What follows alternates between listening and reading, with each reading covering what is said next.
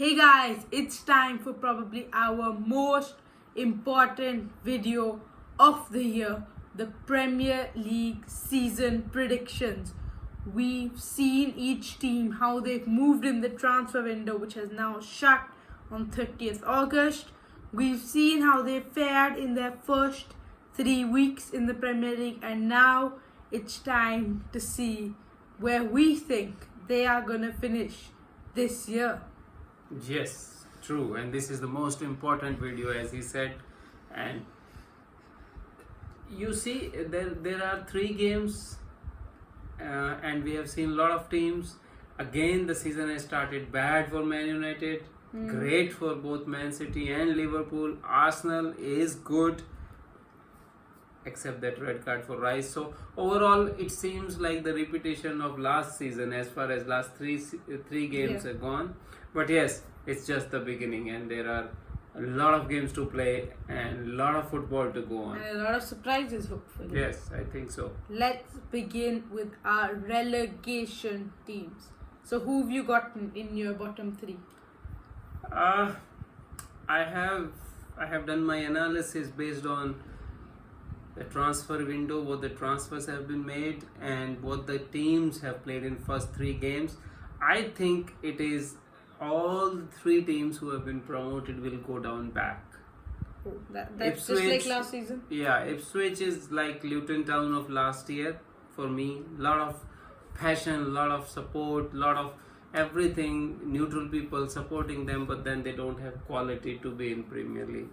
Southampton coach wants to play expensive football. They wants to play build from the back, passing game, but this is Premier League. Teams are going to Similar like Burnley, kind yeah. of. So yeah, you can say that. And then the Leicester do not have quality. We have To admit be it very at this frank. point. So I would say all 3 of them will go down. What do you think? Okay, so I agreed. In 20th place, I'm going for Southampton. I really like the ideas Russell Martin has imposed, but the quality is not there to play the kind of football he is. I think he could work well as a mid-table team coach kind of. So, but yeah, he doesn't have the quality at Southampton. In 19th, everyone's favorite team in the relegation battle, probably Ipswich Town. The passion there, that club, it's insane. After 22 years, they're back, but I don't think it's going to be a short-lived return for them. And in 18th, I think I keep saying this every year now, Everton. Half of it's just hope, but I've been given a little bit more consistency due to the horrendous performances so far this season. How can you 86 minutes passed and you have a 2-0 lead? How would you lose that game? This happens in football when you are low at confidence. But I think for me, Everton will be again in the relegation battle, but they will survive again because of the passion of the crowd, because of the passion of the players. And I think they will change the coach midway, and that will also help. And so they will just survive. For me, they will be one of the teams which will just survive along with Wolves. Wolves, I think, has a good team, but they did not spend money wisely in this That's transfer exactly window. what I was thinking. Wolves really had the potential to build on to become a top 10 consistent team, but they really didn't reinforce in this transfer window. They lost Pedro Neto to Chelsea and Maximilian Kilman to Wolves. You can't lose your captain and your star player and then not replace them with serious quality. Yes, there were a few young players such as Doyle and Gomes, but I don't think that's enough for Premier League quality.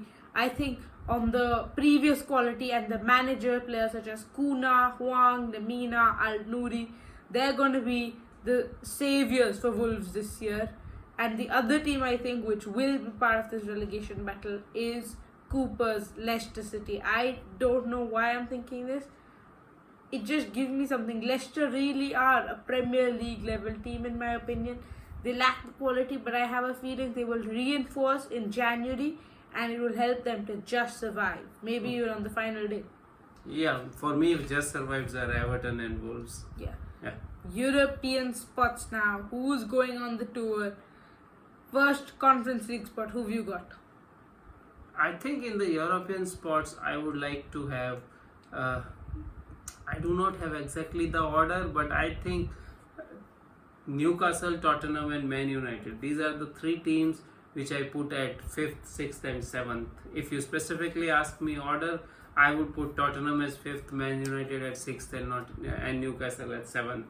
But it can change also because these teams are at the same level, I would say. I see Similar, Tottenham and Newcastle more motivated, more playing for their coach.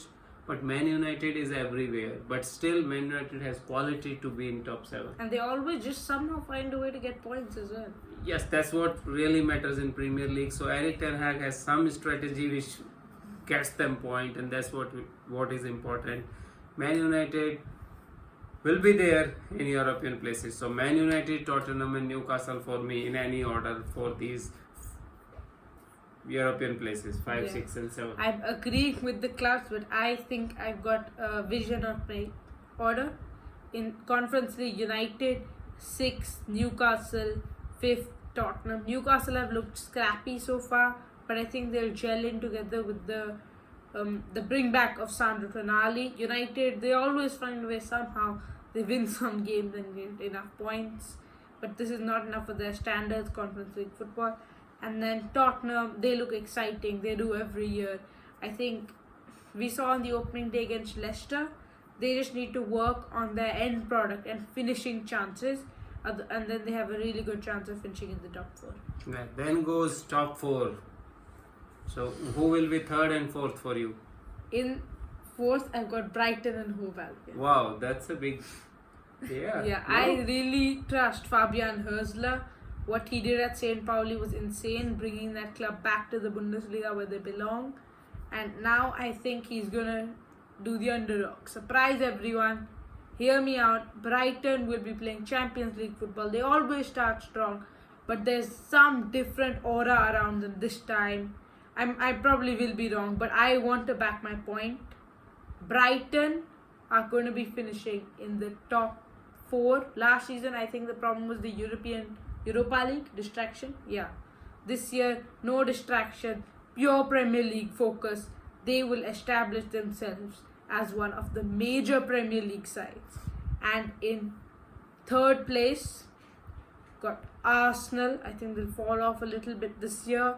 But Mikel Arteta, with the new renewal of contract, I think he is bringing that football club in the right direction. They will definitely be part of the title race this year, have a lot of say. But I think Arsenal will only be able to finish 3rd this year. Yeah. For me, 4th will be Chelsea. Chelsea. I believe in the new coach. Chelsea. He is putting up his ideology at the team, and we can see that Chelsea is the only team you can think of to score 6 goals and then draw next week.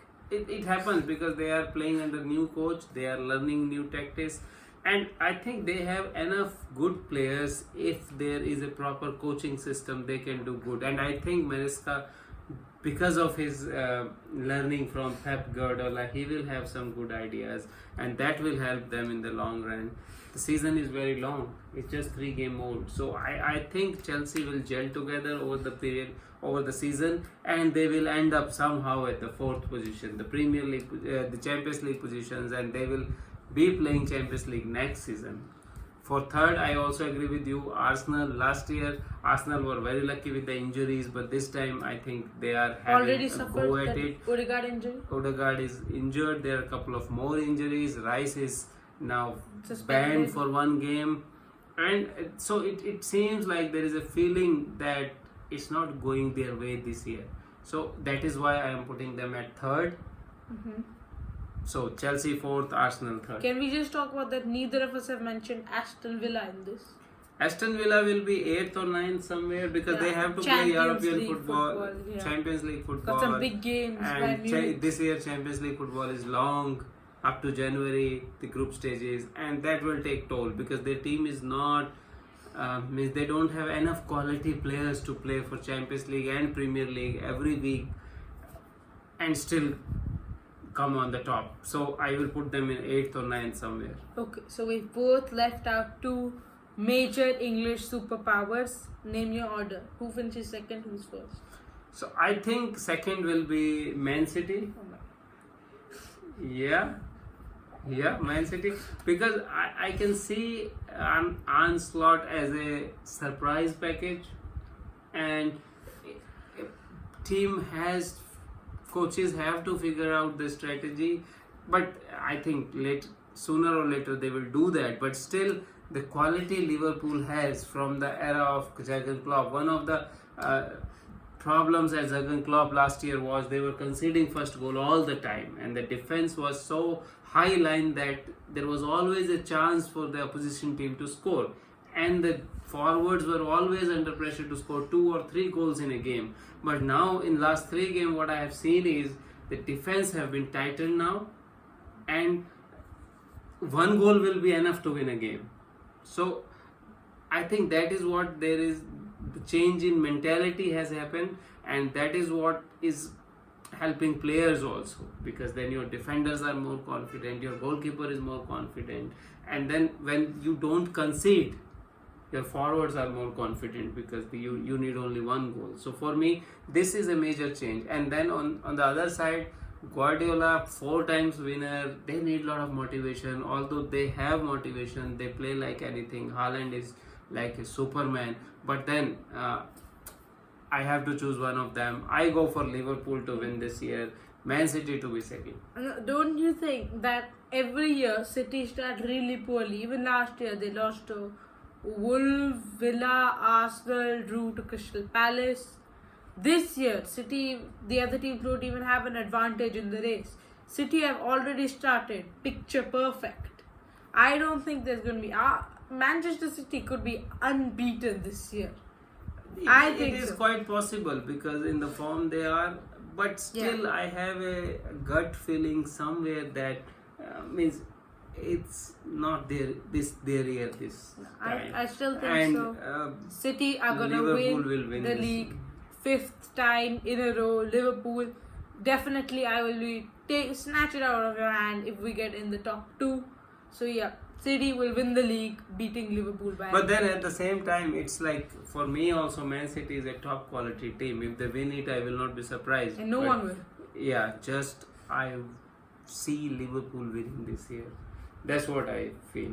Okay. So I don't know. Means there are some things like Haaland. I see him this year scoring 50 goals. Is it? Yes. The way he is scoring 7 goals in 3 matches, 38 matches if he stay fit, which he will because he had a very good rest. So he can score 50 goals. He is some kind of phenomenon, and he has scored the number of hat-tricks what Alan Shearer scored in almost 200 odd games. He has scored in 60 odd games.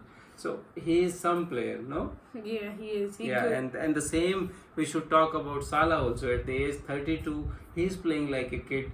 They are scoring every game. It's amazing football they are playing. Yeah. Okay.